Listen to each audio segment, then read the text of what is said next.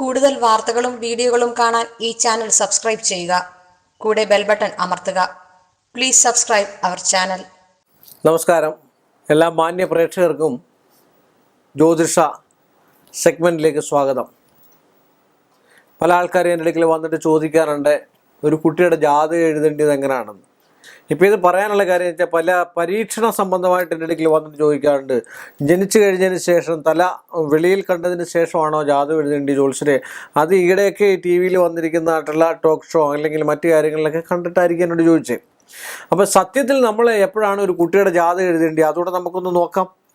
കാരണം വെച്ചാൽ ഒരു പുംസവനം എന്ന് പറഞ്ഞു കഴിഞ്ഞാൽ ഒരു സ്ത്രീയും പുരുഷനും ബന്ധപ്പെടുന്നതായിട്ടുള്ള സമയം, നമ്മൾ പറയത്തില്ലേ ശാന്തി മുഹൂർത്തം എന്നൊക്കെ എന്ന് പറഞ്ഞുകൊണ്ടുള്ള ഒരു സമയത്ത്, ആ സമയം തൊട്ടേ ഒരു കുട്ടി ജനന സംബന്ധമായിട്ടുള്ള വിഷയം, ഒരു കുട്ടി ജനിക്കുന്ന പോലായി.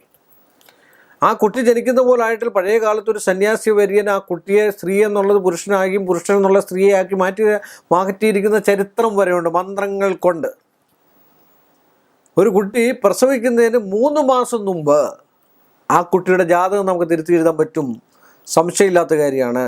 അത് കഴിഞ്ഞതിന് ശേഷമാണ് അതിൻ്റെ തല വെളിയിൽ വരുന്ന സമയമാണ് നമ്മൾ ഡേറ്റ് ഓഫ് ബർത്ത് നമ്മൾ ഈ ആശുപത്രിയിൽ നിന്ന് പ്രിൻ്റ് അടിച്ച് നമ്മുടെ കൈ തരുന്നതായിട്ടുള്ള സമയം. അതും കറക്റ്റാണോ എന്ന് അറിയാൻ പറ്റത്തില്ല. ഇപ്പോൾ 1-2 മിനിറ്റ് വ്യത്യാസമാവും. അതിന് എപ്പം കാണുന്നോ, ആ തല എപ്പം വെളി വരുന്നോ ആ സമയം വെച്ചിട്ട് അവരുടെ വാച്ചിൽ നോക്കുക. 5 മിനിറ്റ് ഫാസ്റ്റ് ആയി കഴിഞ്ഞാൽ അതും പോയി. അപ്പോൾ അങ്ങനെയാണ്, ആ ടൈം വെച്ചിട്ടാണ്. പിന്നെ ഒരു ജ്യോത്സ്യൻ്റെ കിട്ടിക്കഴിയുമ്പോൾ ജ്യോത്സ്യൻ്റെ കടമ എന്താ, ആ സമയത്തൊരു കുട്ടി ജനിക്കാൻ പാടുണ്ടോ, ആ സമയത്തൊരു കുട്ടി ജനിക്കുമോ എന്ന് ഗണിച്ച് നോക്കി, സ്ത്രീ ആണോ പുരുഷനാണോ എന്ന് ഗണിച്ച് നോക്കി എന്തുമാത്രം വർക്ക് ചെയ്യുന്നുണ്ട് ജ്യോത്സ്യൻ. ഞങ്ങളെയൊക്കെ സംബന്ധിച്ച്, എന്നെയൊക്കെ സംബന്ധിച്ച് ഞാൻ കൈകൊണ്ടാണ് ചെയ്യുക. ഞാനൊരു കമ്പ്യൂട്ടർ ഇല്ലായിട്ടല്ല, കമ്പ്യൂട്ടർ ഉപയോഗിക്കാറില്ല. അപ്പം കൈകൊണ്ട് കബഡി കൊണ്ട് കണക്ട് ചെയ്ത് അത് എന്താണെന്ന്, അപ്പം നിങ്ങൾ തരുന്നതായിട്ടുള്ള സമയം കൃത്യമായെങ്കിൽ മാത്രമേ ഒരു ജാതകം എഴുതാൻ പറ്റുള്ളൂ. അപ്പം 3 മാസം വരെ ഞാൻ പറഞ്ഞില്ലേ. അതിൻ്റെ കാരണം എന്താണെന്ന് വെച്ചാൽ മുനിമാർ പോലും പറയുന്നത്, പഴയ കാലത്ത് ഇതൊന്നും ഇല്ലെന്നാണ് ഈ യുക്തിവാദികളും മറ്റാൾക്കാരും പറയുന്നത്. പഴയ കാലത്ത് നടന്നിരിക്കുന്നതായിട്ടുള്ള സംഭവമാണ്. പിതൃവിനെ ഇരുത്തുന്നില്ല, പിതൃവിനെ ഇരുത്തേണ്ട കാര്യമില്ല. ആ കാശുണ്ടെങ്കിൽ പിന്നെ എന്താ അന്നദാനം കഴിക്കൂ, ആ കാശുണ്ടെങ്കിൽ എന്താ പറയുക പിന്നെ മറ്റു കാര്യങ്ങൾ ചെയ്യും, ഇങ്ങനെയൊക്കെ പറയുന്നതിൻ്റെ കാരണം അതാണ്. അപ്പോൾ ആ പിതൃ എപ്പോഴും ജന്മം എപ്പോഴും നല്ലതാണ്. ഇങ്ങനെയുള്ള കാര്യങ്ങൾക്കൊന്നും പിടിവാശി കാണിക്കാൻ പാടില്ല. ഒരു കല്യാണം നടക്കാനോ അല്ലെങ്കിൽ ഒരു മറ്റു കാര്യത്തിനോ വേണ്ടി നമ്മളൊരു വഴിപാട് നേർത്തിട്ടുണ്ടെങ്കിൽ അതവൾ കൊണ്ട് കൊടുത്താൽ ഓക്കെ, സമ്മതിച്ചു. പിതൃ എന്ന് പറഞ്ഞാൽ സ്വന്തം അച്ഛനും അമ്മയൊക്കെ മരിച്ചിരുന്നതിൻ്റെതായിട്ടുള്ള വിഷയങ്ങളാണ്. അത് സ്വന്തം രക്തത്തിൽ കലർന്നിരിക്കുന്നതായിട്ടുള്ള വിഷയങ്ങളല്ലേ. അപ്പോൾ നമ്മളിവിടെ പറഞ്ഞു വന്നിരിക്കുന്നത് ജാതകം എഴുതുന്നതിൻ്റെ കാര്യമാണ്. അതാണ് രക്തബന്ധം. ആ രക്തബന്ധം ഉണ്ടായിട്ടല്ലേ ഈ 3 മാസം മുമ്പ് ഈ ജാതകം എഴുതി കഴിഞ്ഞാൽ ആ കുട്ടിയുടെ ജാതകം കൃത്യമാകുന്നതും ഗ്രഹത്തിൽ കൃത്യമാകുന്നതും അതിൻ്റെ തല വെളി വരുന്നതായിട്ടുള്ള സമയമാണ് ലഗ്നം. അതിനാണ് ഗർഭശിഷ്ടദശ എന്ന് പറയുന്നത്. ഇത്ര വയസ്സ്, ഇത്ര മാസം, ഇത്ര ദിവസവും വരെ ചൊവ്വാദശ. അത് എന്തുവാണ്? ഗർഭത്തിൻ്റെ ശിഷ്ടം, അത് തല വെളിയിൽ വന്നിരിക്കുന്നതായിട്ടുള്ള ശിഷ്ടദശ. ഇപ്പോഴും ചില ജ്യോത്സ്യന്മാരൊക്കെ എഴുതുന്നത് എന്തുവാ, ശിഷ്ടദശ. അത് ഗർഭശിഷ്ടദശ എന്ന് തന്നെ എഴുതണം. അതാണ് ഗുരുവിൽ നിന്ന് പഠിക്കണമെന്ന് പറയുന്നത്. ഗർഭശിഷ്ടദശ എന്ന് എഴുതേണ്ടി, അല്ല ശിഷ്ടദശ എന്നല്ല. അത് ഇപ്പം പഠിച്ചിറങ്ങുന്ന കുറേ ജ്യോത്സ്യന്മാരുണ്ട്, അവരങ്ങനെ എഴുതത്തുള്ളൂ. കാര്യം എന്താണെന്ന് വെച്ചാൽ അത് അല്ലാതെ പഠിക്കുന്ന ആൾക്കാരാണ്. പാരമ്പര്യ മുഖാന്തരമായിട്ട് പഠിക്കുന്നത് ഗർഭശിഷ്ടദശ എന്ന് എഴുതത്തുള്ളൂ. അവന് പിന്നെ ഒരു പുംസവനം തൊട്ടുള്ള കാര്യങ്ങൾ പറഞ്ഞു കൊടുക്കും, ഗുരു പറഞ്ഞു കൊടുക്കും. ഇത് ഒരു കുട്ടിയുടെ ജനിച്ച സമയം വെച്ചിട്ട് അതിനെ ഗണിക്കുക. ഉദയത്തിൻ്റെ കൂടെ ഉദയാൽപരം കൂട്ടി കഴിയുമ്പോൾ ആ മാസത്തെ രാശി കിട്ടും. ആ മാസത്തെ രാശി കിട്ടി അടുത്ത രാശി ധനു ആണെങ്കിൽ മകരത്തിൻ്റെ എത്രയാണ്, പിന്നെ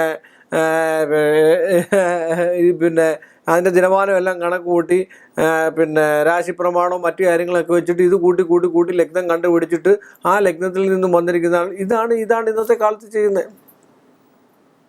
അത് എന്താണെന്ന് ഇപ്പോഴും ചോദിച്ചപ്പോൾ ദിനമാനം കൊണ്ട് പല കാര്യങ്ങളും നമുക്ക് ചെയ്യാൻ പറ്റും. അതുപോലെ ദിനമാനം ഗണിച്ചെടുക്കുന്നത് എങ്ങനെയാണെന്ന് അറിയാൻ വയ്യാത്ത ആൾക്കാരുണ്ട്. രാത്രിമാനം ഗണിച്ചെടുക്കുന്നത് എങ്ങനെയാണെന്ന് അറിയാൻ വയ്യാത്ത ആൾക്കാരുണ്ട്. ഒരു പഞ്ചാംഗം എങ്ങനെ ഗണിച്ചെടുക്കണമെന്ന് അറിയാൻ വയ്യാത്ത ആൾക്കാരുണ്ട്. ദിനമാനമൊക്കെ നമുക്ക് കയ്യെ ഗണിക്കാവുന്നേ ഉള്ളൂ. ഉദയാൽപരം നമ്മുടെ കയ്യെ ഗണിക്കാവുന്നേ ഉള്ളൂ, ദിവസം കൊണ്ട് ഗണിക്കാവുന്നേ ഉള്ളൂ. 30 ദിവസത്തിൽ ഓരോ ദിവസത്തെ ഉള്ള ഉദയാൽപരം എത്രയാണെന്നുള്ളത്. അപ്പോൾ എന്ന് പറയുന്ന പോലെ കുട്ടി തല പുറത്ത് വരുന്ന സമയത്താണ് ഒരു ആളിൻ്റെ സാധാരണ നമ്മളിപ്പം ജാതി എഴുതുന്നത്. പഴയ കാലത്തൊക്കെ എന്ന് പറഞ്ഞു കഴിഞ്ഞാൽ ഞാൻ പറഞ്ഞില്ലേ, കുട്ടി ആണിനെ പെണ്ണിനെയൊക്കെ ആക്കിയിട്ടുണ്ട്. അത് കൃഷ്ണൻ്റെ കഥകളിൽ പോലും നമ്മൾ വായിച്ചിട്ടുണ്ട്. പിന്നെ എന്താ പറയുക, ഒരുപാട് പിന്നെ അഭിമന്യു ചക്രവ്യൂഹത്തിനകത്ത് കയറിയത് എങ്ങനെയാണ്, കയറാൻ അറിയാൻ വയ്യാത്ത അവസ്ഥയായിപ്പോയി. അപ്പോൾ അത്ര ശക്തിമത്തായിട്ടുള്ള ഒരു അവസ്ഥയാണ് ഗർഭിണി അല്ലെ ഗർഭം ധരിക്കുക, ഒരു കുഞ്ഞിനെ പ്രസവിക്കുക, ഒരു ബീജം ഉള്ളിച്ചെന്നതിന് ശേഷം ഒരു ജീവനെ തരിക എന്ന് പറഞ്ഞാൽ. ഇന്നത്തെ കാലത്ത് ഇങ്ങനെയൊക്കെയുള്ള ജീവനെ കിട്ടുന്നതാണ് കൊണ്ട് കളഞ്ഞിട്ട് വളരെ മോശമായിട്ട് നടക്കുന്നതായിട്ടുള്ള ചില സ്ത്രീകളൊക്കെ ഉള്ളത്. അമ്മയാന്ന് പറയാൻ പറ്റുമോ? ഒരിക്കലില്ല. അപ്പോൾ അങ്ങനെ ഒരു കുട്ടി ഒരു അതിൽ ഞാൻ അതിൻ്റെ ഇതുകൊണ്ടല്ല പറഞ്ഞത്, പക്ഷേ എങ്കിൽ തന്നെയും ഒരു കുട്ടി ജനിച്ചു കഴിഞ്ഞതിന് ശേഷം ആ ജനന സമയം വെച്ചാണ് നമ്മൾ ജാത എഴുതുക, അങ്ങനെയാണ് ജാത എഴുതേണ്ടത്. അപ്പോൾ അത് ഇപ്പോഴത്തെ കാലത്ത് ആശുപത്രിക്കാർ തരുന്നതനുസരിച്ചാണ് നമ്മളെല്ലാവരും ജാതകം എഴുതുന്നത്. ആ സമയം വെച്ചിട്ട് ജാതകം എഴുതി ഇത്ര വയസ്സ് ഇത്ര മാസം വരെ ഇന്ന ദശാകാലമൊന്നും എന്നിട്ടാണ് അതിൻ്റെ ഗ്രഹനില. ആ ഗ്രഹനില കണ്ടു കഴിഞ്ഞാൽ തന്നെ ചില ജ്യോത്സ്യന്മാർക്ക് കംപ്ലീറ്റ് ജാതകം അറിയാം. അപ്പോൾ ഇത്ര വയസ്സിനുള്ളിൽ വിവാഹം നടക്കും, ഇത്ര വയസ്സിനുള്ളിൽ രോഗം നടക്കും, ഇത്ര വയസ്സിനുള്ളിൽ മരണം നടക്കും, ഇത്ര വയസ്സിനുള്ളിൽ ഇന്ന കാര്യങ്ങൾ നടക്കും, ഇത്ര വയസ്സിനുള്ളിൽ ഇത്ര സഹോദരങ്ങളുണ്ടാകും, അച്ഛനും അമ്മയ്ക്ക് ഇന്നയൊക്കെ സംഭവിക്കും, അച്ഛനും അമ്മയും ഇനിയും തമ്മിൽ പിരിയുമോ, ഇതുവരെയൊക്കെ ആ കുട്ടിയുടെ ഗ്രഹനിലയ്ക്കകത്ത് എല്ലാം പറ്റും. ഇനി അടുത്ത സഹോദരങ്ങളുണ്ടാവുമോ, ഇനി പിന്നെ മറ്റ് സഹോദരങ്ങൾക്ക് എന്തെങ്കിലും കുഴപ്പങ്ങളുണ്ടോ, ഇതൊക്കെ ഒരു ഗ്രഹനിലയ്ക്കകത്ത് തന്നെ ഉണ്ടാവും ആദ്യത്തെ ഒരു കുട്ടിയാണെങ്കിൽ. അതുകൊണ്ടാണ് ഞാൻ പറഞ്ഞത് ശാന്തി മുഹൂർത്തം തൊട്ട് പുംസവനം തൊട്ട്, പുംസവനം എന്നാണെന്ന് അറിഞ്ഞെങ്കിൽ പുംസവനം എന്ന് പറഞ്ഞു കഴിഞ്ഞാൽ ഒരു ഭാര്യാഭർത്തൃ ബന്ധം നടക്കുന്നതായിട്ടുള്ള സമയം, അതൊക്കെ അറിഞ്ഞു കഴിഞ്ഞാൽ കൃത്യമായിട്ടുള്ള ജാതകം എഴുതി കൊടുക്കുന്ന ജ്യോത്സ്യന്മാരുണ്ട്. നമ്മളിപ്പോൾ ഇത് പറയുമ്പോൾ മറ്റുള്ളവർക്ക് ഇതൊക്കെ നേരാണോ ഇല്ലയോ എന്നൊക്കെ ചോദിക്കും. ഇതൊക്കെ ഉള്ളതാണ്. പഞ്ചാംഗം എടുക്കണം. പഞ്ചാംഗം എല്ലാ വീടുകളിലും സാധാരണ എല്ലാവരും മേടിച്ച് വെക്കാറുണ്ട്. ഒറ്റ ഒരാൾ പഞ്ചാംഗം വായിക്കത്തില്ല. ഒരു ജ്യോതിഷഭൂഷണത്തിൻ്റെ അല്ലെങ്കിൽ ഏതെങ്കിലും ഒരു പഞ്ചാംഗം മേടിച്ചിട്ട് ആദ്യം വെച്ചിട്ട് നോക്കുക, കലിവർഷം ഇന്ന സംഖ്യയൊക്കെ ജ്യോത്സ്യന്മാർ, ചില ജ്യോത്സ്യന്മാർ പോലും പഞ്ചാംഗം ജോലി വായിക്കത്തില്ല. അതിനകത്ത് രാഹുകാലം എവിടെ കിടക്കുന്നത് ചോദിച്ചാൽ തപ്പുന്നതാണ്. ഞാൻ കണ്ടിട്ടുണ്ട്. അതുകൊണ്ടാണ് കാര്യം അതിൻ്റെ ആവശ്യമില്ല. ഇപ്പോൾ ഒരു മൊബൈൽ ഉണ്ടെങ്കിൽ അങ്ങോട്ട് മാറ്റിയിട്ട് കാൽക്കുലേറ്റർ വെച്ചിട്ടൊരു ഗണിക്കുക.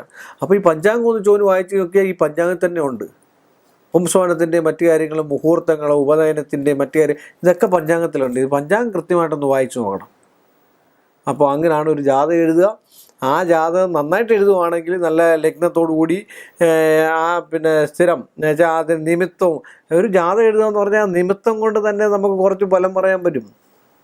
നിങ്ങൾ എൻ്റെ അടുക്ക വന്നിരുന്നിട്ട് എന്താണ് പറയുക, ഏത് രീതിയിലാണ് നിങ്ങൾ വന്ന് എന്താണ് സംസാരിക്കുക എന്നൊക്കെ പറഞ്ഞു കഴിയുമ്പോൾ ആ കുട്ടിയുടെ ജാതകത്തിൻ്റെ ഏകദേശം വെച്ചാൽ ചില കുഴപ്പങ്ങൾ ഉണ്ടാകുമ്പോഴാണ് ഈ പറയുന്നത് 3.5 വയസ്സിന് ശേഷം നമുക്ക് കാണാം, അത് കഴിഞ്ഞതിന് ശേഷം നമുക്ക് ജാതകം എഴുതാമെന്ന് പറയുന്നത്.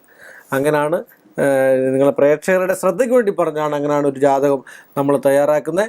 ഇനി മറ്റൊരു വിഷയമായിട്ട് നിങ്ങളുടെ മുമ്പിൽ വരുന്നതായിരിക്കും. അതുവരെ നിങ്ങൾക്ക് ഏവർക്കും നിസ്സീമമായ നന്ദിയും കടപ്പാടും ഞാൻ അറിയിച്ചുകൊള്ളുന്നു. കൂടുതൽ വാർത്തകളും വീഡിയോകളും കാണാൻ ഈ ചാനൽ സബ്സ്ക്രൈബ് ചെയ്യുക. കൂടെ ബെൽ ബട്ടൺ അമർത്തുക. Please subscribe our channel.